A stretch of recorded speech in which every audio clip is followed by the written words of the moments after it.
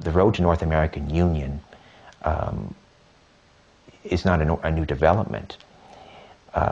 Probably it kicked into high gear in about 1965 with the creation of the Council on the Americas, and David Rockefeller was the founder of that.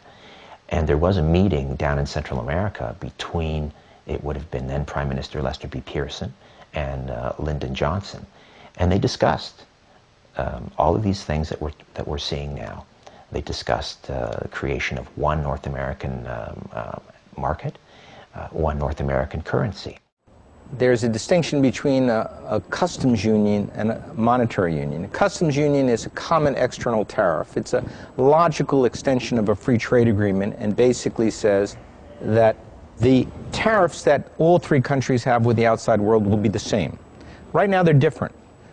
Theoretically, we have no tariffs between our countries, but on the perimeter of our countries, we utilize different tariffs. That proves to be extremely inefficient and costly for our own commerce, because everything has to stop at our regular borders to see what amount of the content was made in North America and what was outside. So it's a self-defeating proposition. It would be far better if we could come up with a way to eliminate what's called rules of origin, have a common external tariff, which is called a customs union. Completely different from that is a monetary union with a single currency. That is a very complicated task. The Europeans had been struggling with it for over 30 years, and they tried and failed through a variety of different techniques before they finally, in 1999, implemented the euro. In 1999, when the euro was created, because of my background, I thought that the same arguments that made the euro such an attractive innovation that the people actually went with it, purely on economic terms, also would apply to North America. And I had this idea of writing a paper in which I outlined what would be the benefits to Mexico, Canada, and the United States for creating the equivalent of the euro. And I had the idea, the inspiration to call it the Amero.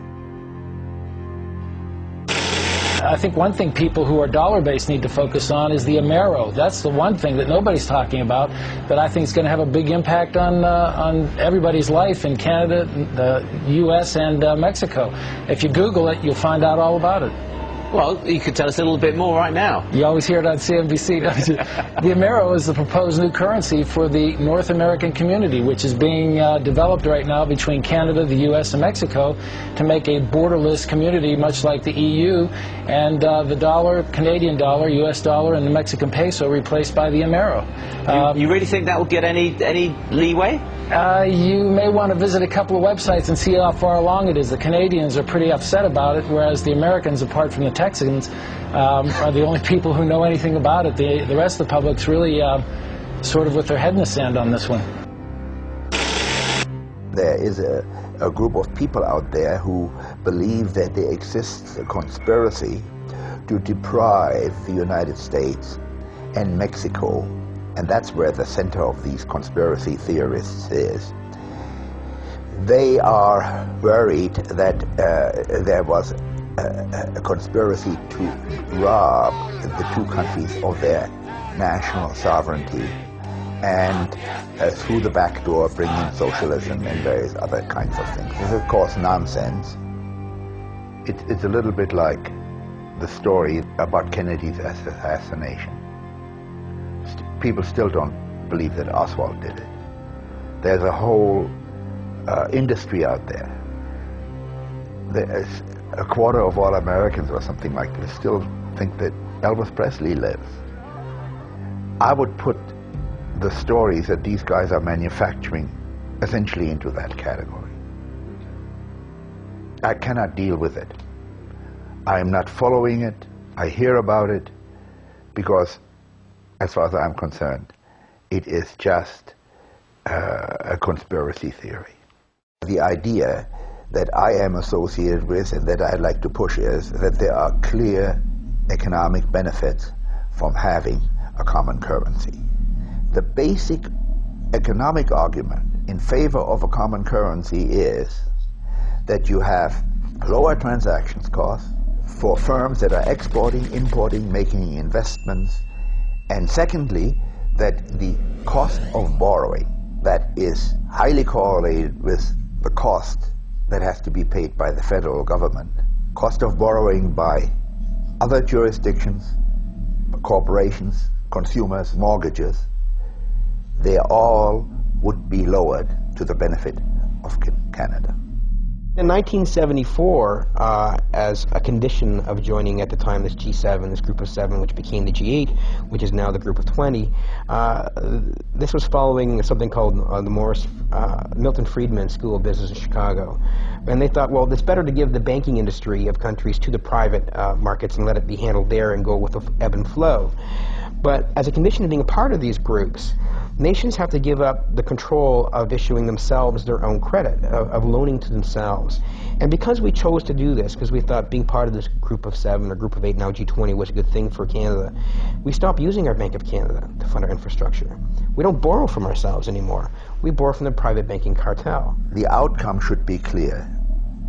On a board that determines what the interest rate would be for North American Amero area, would have to give greater power to the country that represents 70% of the entire economic activity and financial power, the United States, and only, say, 15% for Mexico at the moment and 15% for Canada. The most important thing about this kind of a central bank is that the politicians have to stay out of it completely. Central banks should be removed from the control, the clutches of politicians, should be given a constitution which says, thou shalt only be responsible for price stability. Politicians still play a role because they have to appoint the people to the boards which determine the day-to-day policies which in the end are supposed to have the outcome of price stability. To give up this right to lend to ourselves is absurd, because what has happened, we've gone from an $18 billion deficit to up to a $588 billion deficit, of which about 95% of that is compound interest. And money, we're paying interest to who? Well, there's no person out there who has a Canadian flag, who lives in Canada, who we pay $60 billion in interest, both federally, provincially, and at the municipal levels too. We're paying someone else interest on the money that we can print and produce ourselves and lend it to ourselves to fund our infrastructure, to fund our social programs, to fund our education for our university students who are also being put in a debt trap. But as you give up control of your currency, and William Lyon Mackenzie King said it most poignantly when he said this, he said, you know, the issuance of the credit and currency is the state's most precious resource. And once you give up that control, it matters not who makes the laws of the land, because usury, once in control, will wreak havoc on any nation. All right, ladies and gentlemen, here we are at the Federal Reserve. As I said once before, this is the very institution that is highly responsible for bankrupting America and essentially enslaving the world under a perpetual debt system. It's by no way federal, and there are certainly no reserves. What's your full name? What's that? What's your full name? Is there any reason why you need my full name? I'm just asking what's your name. What's your partner's name? Well, you can ask him. Hey, boss. What's your name? It's essentially the centralization of power into fewer hands. That's what's going on. Canadians, Americans, and Mexicans will lose their sovereignty, their right to govern themselves as an individual nation. And the economies of all three of the nations will be merged into fewer and fewer hands. I can see an obvious, clear problem with that.